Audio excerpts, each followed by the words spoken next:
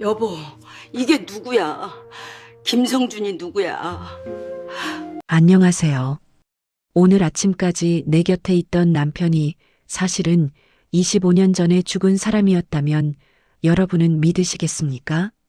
평생 성실한 공무원으로만 알고 살았던 남편 진석이 갑작스러운 실종되었습니다. 30년 세월을 통째로 부정당한 아내 영숙 씨가 마주하게 충격적인 진실은 과연 무엇일까요? 이야기 시작하기 전 구독, 좋아요, 알림 설정 부탁드려요. 여러분, 만약 30년을 함께 산 남편의 이름이 가짜라면 어쩌시겠습니까? 평생을 믿어온 사람의 모든 것이 설계된 연극이었다는 사실을 알게 된다면 그 배신감을 감당하실 수 있겠나요? 62살 영숙 씨의 평온했던 아침은 서랍 깊숙한 곳에서 발견된 한 장의 종이로 인해 산산조각이 났습니다. 그것은 남편 진석 씨의 것이라기엔 너무나 낯선 한 여자의 영정 사진과 낡은 사망 신고서였죠. 이게 왜 여기 있어? 이 여자는 누구고? 영숙 씨는 떨리는 손으로 종이를 움켜쥐었습니다. 평소 3시만 되면 어김없이 산책을 나갔다가 돌아오던 남편이었습니다. 하지만 4시가 지나고 5시가 되어도 남편은 돌아오지 않았습니다. 벤치 위에 덩그러니 놓인 그의 휴대폰만이 주인을 잃은 채 차갑게 식어 있었을 뿐입니다. 경찰서 취조실의 공기는 무겁고 차가웠습니다.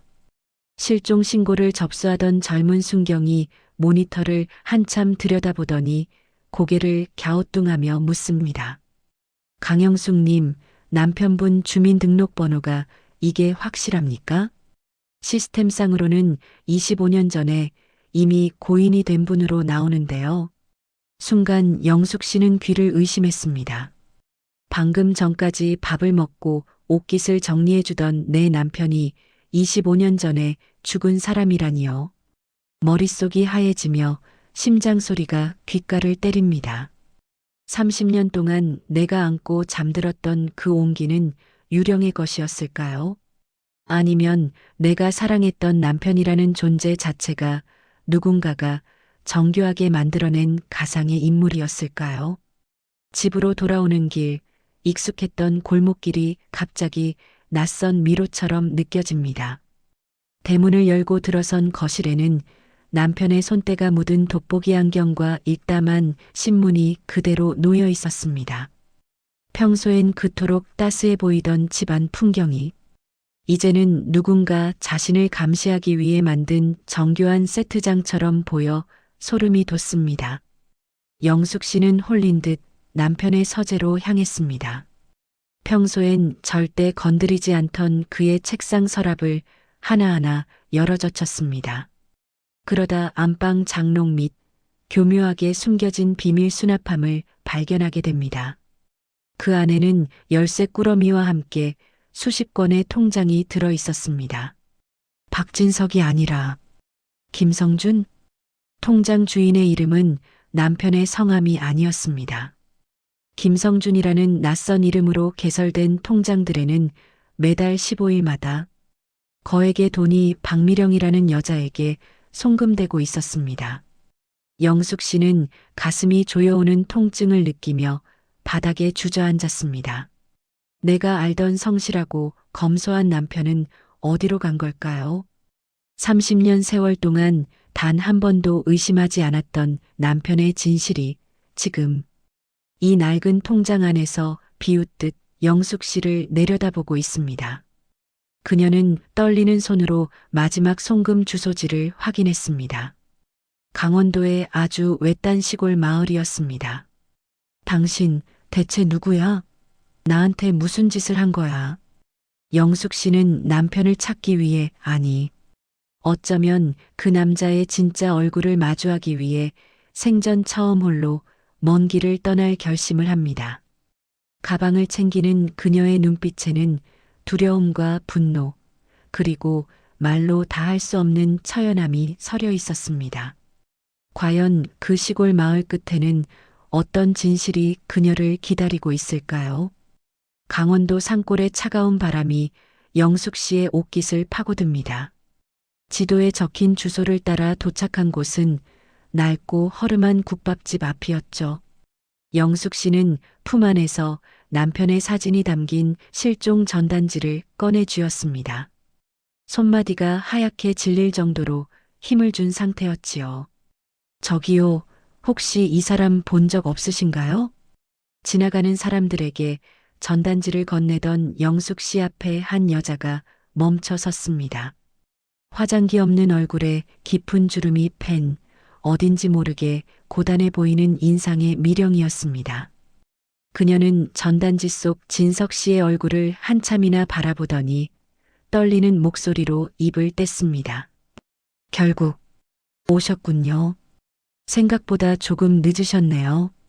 미령의 말에 영숙 씨는 심장이 멎는 것 같았습니다. 이 여자는 남편을 알고 있었습니다. 그것도 아주 잘 아는 눈치였죠. 영숙 씨는 분노와 의구심이 뒤섞인 눈으로 미령을 몰아붙였지만 미령은 그저 슬픈 미소를 지으며 자신의 집으로 영숙 씨를 안내했습니다. 미령의 집 거실에 들어선 영숙 씨는 그만 정신이 아찔해지고 말았습니다. 벽면 한가운데 걸린 액자 속에는 영숙 씨 자신의 집 거실 풍경이 찍힌 사진이 들어 있었기 때문입니다. 그 사진 속에서 남편 진석 씨는 세상에서 가장 행복한 표정으로 웃고 있었습니다. 당신 뭐야? 왜 남의 집 사진을 가지고 있는 거야? 내 남편이랑 무슨 사이냐고. 영숙 씨의 고함에도 미령은 묵묵히 따뜻한 차 한 잔을 내밀었습니다. 그리고는 벽장 깊은 곳에서 먼지가 뽀얗게 쌓인 낡은 상자 하나를 꺼내왔죠. 상자 안에는 빛바랜 군복 사진 한 장이 들어 있었습니다. 사진 속에는 두 젊은 남자가 어깨동무를 하고 활짝 웃고 있었습니다. 그런데 이상했습니다. 영숙 씨가 아는 남편의 가슴에는 박진석이 아닌 김성준이라는 이름표가 붙어 있었고 그 옆에 서 있는 낯선 남자의 가슴에 박진석이라는 이름이 선명하게 박혀 있었으니까요. 제 남편이었어요. 사진 속 진짜 박진석 말이에요. 미령의 입에서 나온 말은 가히 충격적이었습니다. 30년 전 탄광사고로 진짜 박진석은 세상을 떠났고 남편 김성준은 죽은 친구의 신분을 빌려 세상에 다시 태어난 것이었습니다. 가난에서 벗어나기 위해 그리고 사고로 홀로 남겨진 친구의 가족들을 지키기 위해 그는 자신의 이름과 인생을 통째로 버리는 선택을 했던 거죠. 그럼 내가 사랑한 남자는 누구였던 걸까? 30년 동안 내가 부른 그 이름은 누구의 것이었단 말인가? 영숙 씨는 찻잔을 든 손을 부들부들 떨었습니다.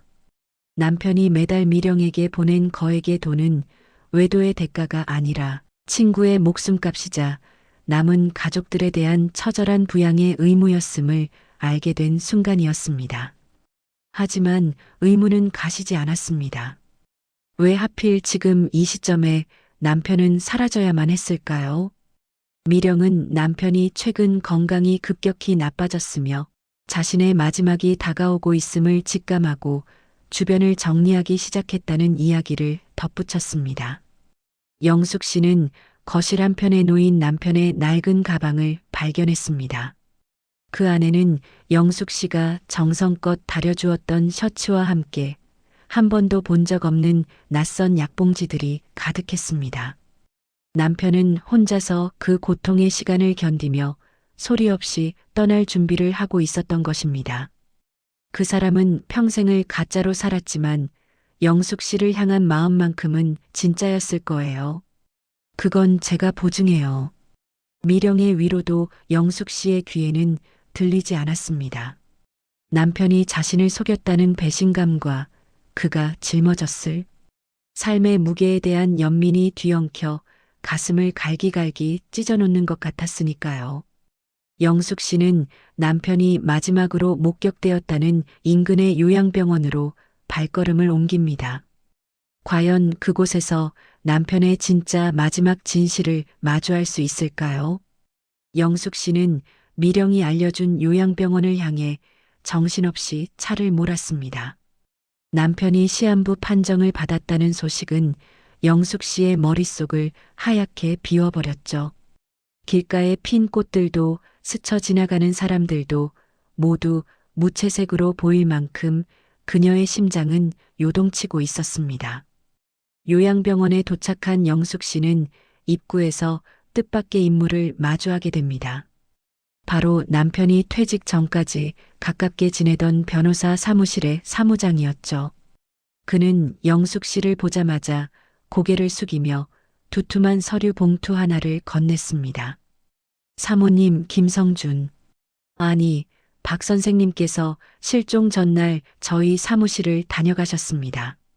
모든 재산을 사모님 명의로 이전하는 공증 절차를 마치셨어요. 서류 봉투 안에는 집과 땅 그리고 남편의 모든 퇴직금이 영숙 씨의 이름으로 한치의 오차도 없이 정리되어 있었습니다. 남편은 자신이 사라진 뒤 가짜 신분으로 인해 아내가 겪을 법적 혼란을 막기 위해 마지막 힘을 짜내어 방어막을 쳐둔 것이었습니다. 하지만 감동도 잠시 서류 더미 속에서 튀어나온 낡은 신문 스크랩 하나가 영숙 씨의 눈을 사로잡았습니다. 그것은 30년 전 탄광 사고의 진실을 다룬 기사였죠. 기사 하단에는 당시 사고의 결정적인 목격자가 있었다는 내용과 함께 그 목격자가 증언을 거부하고 자취를 감췄다는 짧은 문구가 적혀 있었습니다. 당신이 그 목격자였던 거야? 그래서 그 사람들이 당신 신분을 세탁해주고 입을 막은 거니? 영숙 씨는 남편이 단순히 친구를 위해 신분을 빌린 것이 아니라 어떤 거대한 부조리를 덮어주는 조건으로 유령의 삶을 산 것은 아닌지 의심이 들기 시작했습니다. 배신감은 다시금 불길처럼 타올랐습니다.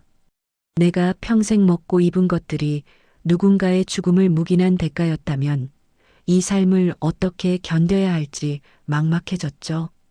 영숙 씨는 병원 뒷마당 벤치에 앉아 있는 남편의 뒷모습을 발견했습니다. 늘 보던 든든한 어깨는 간대없고 뼈만 남은 앙상한 실루엣이 환자복 사이로 비쳤습니다.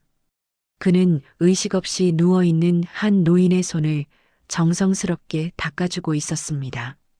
그 노인은 과거 남편의 신분을 도용할 수 있게 서류를 조작해 주었던 전직 공무원이었습니다. 그는 죽기 직전까지도 남편을 협박하며 수술비와 약값을 뜯어내고 있었지요. 남편은 협박범의 병수발까지 들며 자신의 비밀을 지키기 위해 처절한 노예의 삶을 자처하고 있었던 것입니다. 멀리서 그 광경을 지켜보는 영숙 씨의 가슴에 날카로운 칼이 박히는 것 같았습니다. 남편이 가졌던 그 다정함이 사실은 공포와 죄책감에서 비롯된 비겁함이었는지 아니면 가족을 지키기 위한 필사적인 몸부림이었는지 분간할 수 없었습니다. 영숙 씨가 결심한 듯 남편에게 다가가려던 찰나 검은 양복을 입은 사내들이 나타나 남편의 팔을 거칠게 잡아 끌었습니다. 남편은 저항 한번 제대로 하지 못한 채 그들에게 이끌려 요양원 뒷문에 대기 중이던 차량에 올라탔습니다. 여보, 안 돼. 거기 누구 없어요. 영숙 씨는 소리치며 달려갔지만 차는 매연을 내뿜으며 순식간에 시야에서 사라졌습니다. 바닥에는 남편이 들고 있던 수건만이 덩그러니 떨어져 있었습니다. 이제 영숙 씨는 남편의 실체를 넘어 그를 집어삼키려는 어두운 그림자와 맞서야 할 운명에 처하게 되었습니다. 검은 차량이 남긴 매연이 채가시기도 전 영숙 씨는 자신의 차에 올라타 가속 페달을 밟았습니다. 시야에서 멀어지는 붉은색 후미등을 놓치지 않으려 핸들을 쥔 손에 힘을 주었지요. 심장이 터질 듯이 뛰고 입술은 바짝 말라붙었지만 지금 남편을 놓치면 영영 그의 진실을 묻어버린 것만 같은 공포가 그녀를 지배했습니다. 도로 위를 미친 듯이 질주하던 차량은 도심 외곽의 인적이 드문 폐공장 지대로 접어들었습니다. 갑자기 골목 사이로 튀어나온 트럭 때문에 영숙 씨가 급브레이크를 밟는 사이 남편을 태운 차는 미로 같은 공장 건물 너머로 자취를 감추고 말았습니다. 영숙 씨는 핸들을 두드리며 절규하다가 차 밖으로 뛰쳐나와 무작정 달리기 시작했습니다. 그녀는 숨을 헐떡이며 미령에게 전화를 걸어 도움을 요청했습니다. 미령은 떨리는 목소리로 남편이 과거의 비밀을 덮으려는 자들에게 협박을 받아왔으며 그들이 요구하는 마지막 합의금을 마련하지 못해 위험한 곳으로 끌려갔을 가능성이 크다고 말했습니다. 남편은 자신의 남은 장기라도 팔아 가족들에게 평화를 사주려 했다는 믿기 힘든 이야기까지 덧붙였지요. 영숙 씨는 남편이 흘리고 간 낡은 일기장 속에서 마지막 문장을 떠올렸습니다. 영숙에게 줄 수 있는 마지막 선물은 나의 완벽한 소멸이다라는 그 처절한 고백이 이제야 날카로운 화살이 되어 가슴에 박혔습니다. 자신을 지키기 위해 스스로를 지우려 했던 남편의 어리석은 사랑이 원망스러워 영숙 씨는 바닥에 주저앉아 통곡했습니다. 당신이 없는데 그 돈과 안락함이 무슨 소용이라고 그랬어. 바보 같은 사람아, 왜 혼자 지옥으로 걸어 들어간 거야. 그때 멀지 않은 곳에 위치한 낡은 폐창고 건물 틈새로 검은 연기가 피어오르는 것이 보였습니다. 영숙 씨는 본능적으로 그곳에 남편이 있음을 직감하고 근처에 떨어진 쇠파이프를 집어들었습니다. 평생 큰 소리 한 번 내지 못하던 평범한 주부였지만 지금 그녀를 움직이는 것은 남편을 구해야 한다는 지독한 모성애와 닮은 투지였습니다. 창고 문을 박차고 들어선 영숙 씨의 눈앞에 믿기 힘든 광경이 펼쳐졌습니다. 진석 씨는 만신창이가 된 몸으로 바닥에 쌓인 서류 더미에 불을 붙이고 있었습니다. 30년 동안 자신을 옥죄어온 가짜 인생의 증거들을 태워버림으로써 아내에게 자유를 주려는 마지막 의식이었죠. 괴한들이 영숙 씨를 발견하고 위협적으로 다가오자 진석 씨는 피 섞인 기침을 내뱉으며 영숙 씨 앞을 막아섰습니다. 제발 이 사람은 건드리지 마세요. 내가 다 책임질 테니. 라고 외치는 남편의 목소리는 갈라지고 힘이 없었지만 단호했습니다. 절체절명의 순간 멀리서 경찰차의 사이렌 소리가 공장지대의 고요를 깨뜨리며 다가왔습니다. 당황한 괴한들이 뒤쪽 비상구로 도주하기 시작했고 영숙 씨는 불길 속으로 뛰어들어 남편을 끌어안았습니다. 자욱한 연기 속에서 두 사람은 서로의 체온을 확인하며 말없이 눈물만 흘렸습니다. 비로소 모든 가짜의 기록이 재가 되어 흩어지는 순간이었습니다. 자욱한 연기를 뚫고 집으로 돌아온 두 사람 사이에는 숨막히는 침묵만이 감돌았습니다. 영숙 씨는 식탁 위에 남편의 진짜 이름이 적힌 신분증과 가짜 신분증, 그리고 피 묻은 일기장을 나란히 올려두었습니다. 이제는 더 이상 도망갈 곳도 숨길 그림자도 없다는 것을 선포하는 의식과도 같았죠. 이제 말해봐요. 내 옆에서 잠들던 당신은 대체 누구였는지, 우리가 누린 이 모든 것들이 정말 누군가의 피눈물이었는지. 영숙 씨의 서늘한 물음에 남편 성준 씨는 차마 고개를 들지 못한 채 바닥으로 무너져 내렸습니다. 그는 30년 전 가난 때문에 친구의 신분을 빌려 취업했고 사고로 죽은 친구의 가족을 평생 몰래 책임져 왔던 과거를 하나하나 고백하기 시작했습니다. 하지만 그 고백 뒤에 숨겨진 추악한 진실이 영숙 씨의 심장을 다시 한번 난도질했습니다. 남편은 단순히 친구를 도운 것이 아니었습니다. 그는 친구를 죽음으로 몰고 간 공장의 비밀을 덮어주는 대가로 검은 돈을 받아왔고 그 대가로 신분 세탁을 허락받았던 것이었죠. 영숙 씨는 자신이 누려온 안락한 집과 아이들의 학비가 누군가의 억울한 죽음을 묵인한 대가였다는 사실에 구역질 나는 배신감을 느꼈습니다. 화가 머리끝까지 치민 영숙 씨는 식탁 위의 그릇들을 쓸어버리며 집안의 물건들을 부수기 시작했습니다. 30년 세월이 송두리째 부정당하는 고통 속에서 그녀는 비명을 질렀습니다. 내가 사랑한 남자가 성자가 아니라 범죄자였을지도 모른다는 의심은 그녀를 미치게 만들기에 충분했으니까요. 하지만 그때 미령 씨가 다급하게 집 안으로 들어와 서류 뭉치를 내밀었습니다.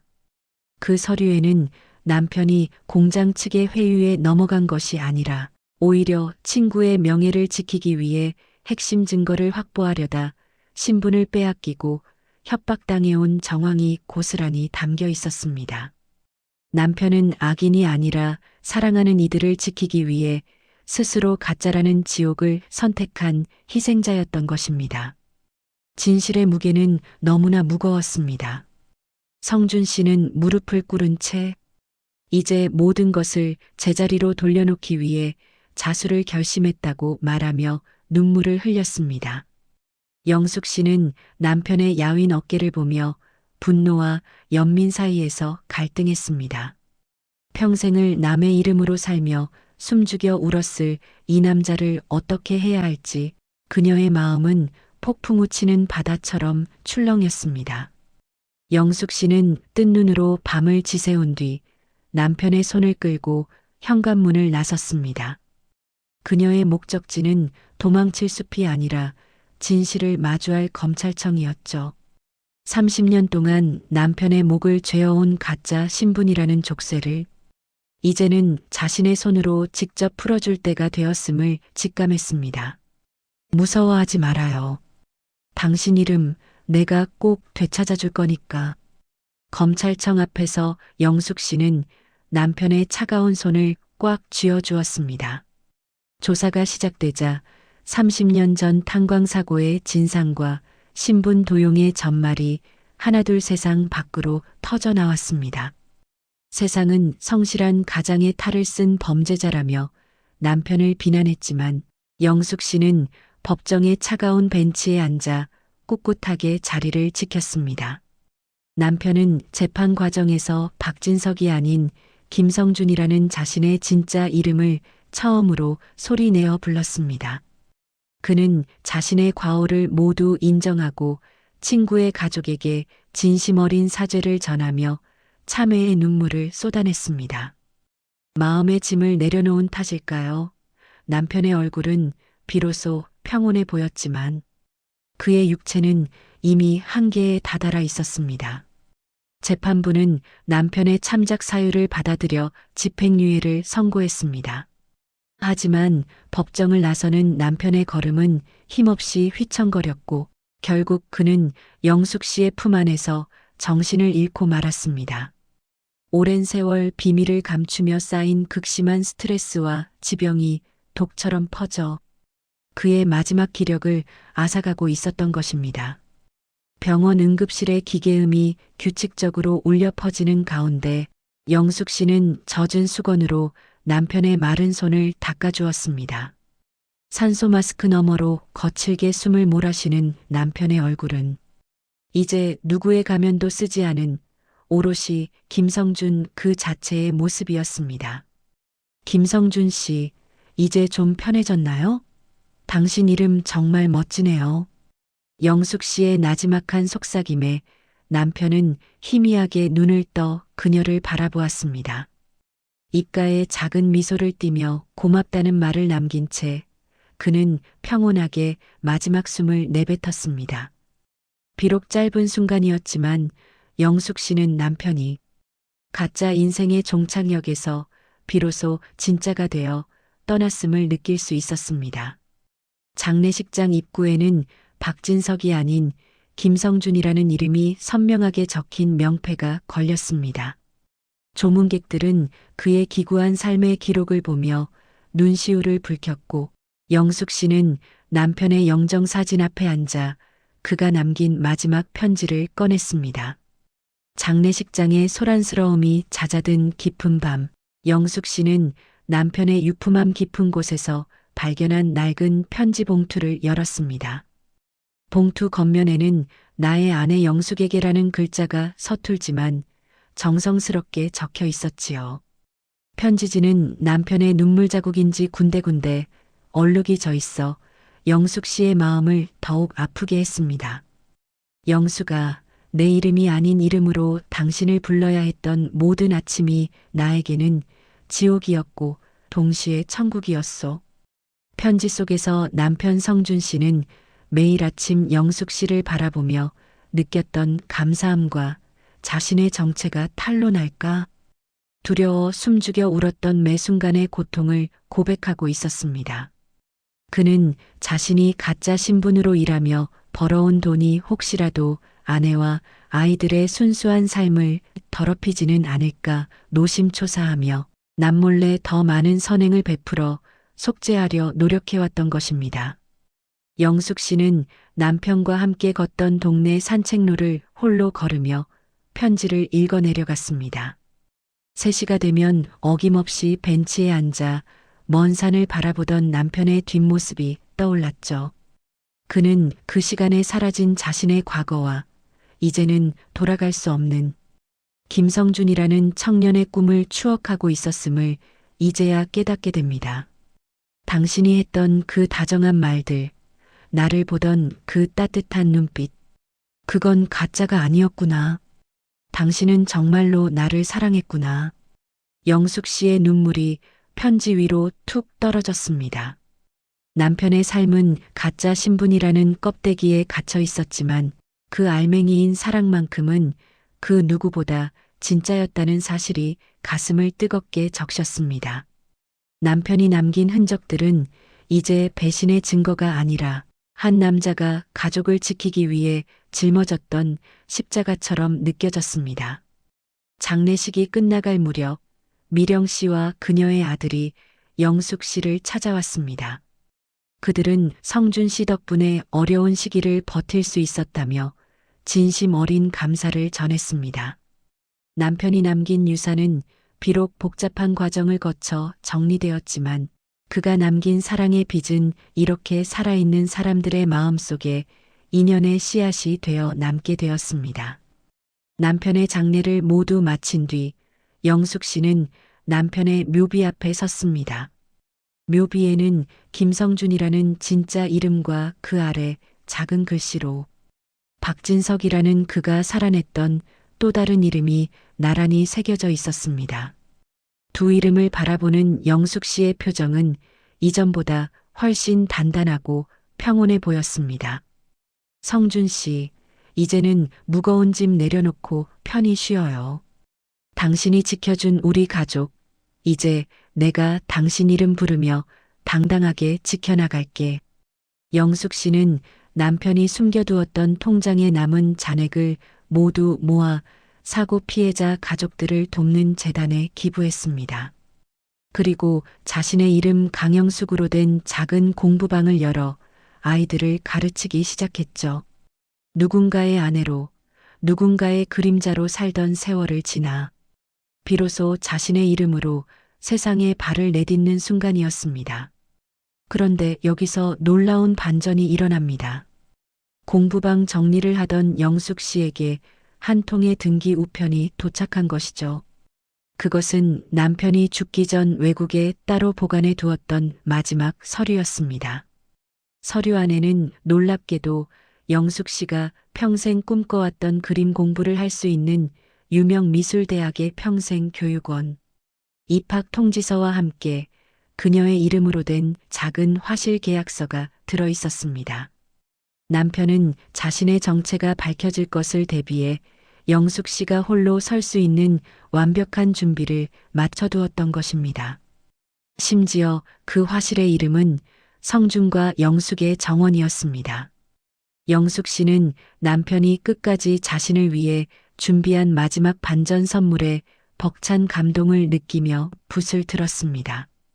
화실 창밖으로 찬란한 노을이 비치고 영숙 씨는 캔버스 위에 남편과 자신이 환하게 웃고 있는 모습을 그리기 시작합니다.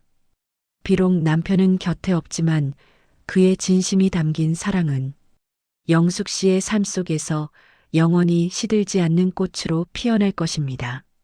안녕, 나의 가짜였던, 그러나 세상 그 누구보다 진짜였던 나의 남편 김성준.